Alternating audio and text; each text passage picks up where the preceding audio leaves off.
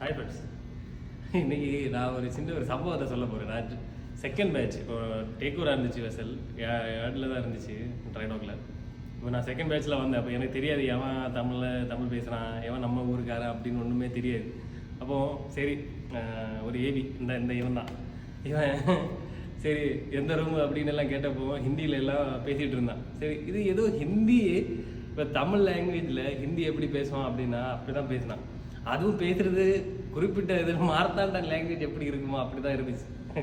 எப்படின்னா தமிழ் நம்ம மார்த்தாண்ட நம்ம ஸ்லாங் அந்த இது இருக்குல்ல, கன்னியாகுமரி ஸ்லாங், அந்த ஸ்லாங்கில் தான் நம்ம ஆள் ஹிந்தி பேசிகிட்டு இருந்தான். அப்போ தான் நான் கேட்டேன், நீ கன்னியாகுமரியா? ஆமாம். நீ மார்த்தாண்டமா? ஆமாம், நான் மார்த்தாண்ட தான். பார்த்தா பக்கத்தில் 2 கிலோமீட்டர் 3 கிலோமீட்டர் தான் வரும் என் வீட்டில் இருந்து. நான் என்னோட இது வந்து குளுத்துறை, இவனோடது சொல்லு மஞ்சால் மூடு பக்கம்தான், ரொம்ப இது 5 கிலோமீட்டர். இவன் பேசுறத பார்க்கும்போது எனக்கு சிரிப்பாக வந்துச்சு.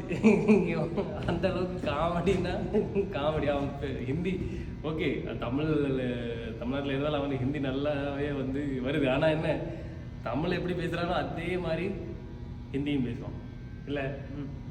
சரி, ஓகே, பாய்.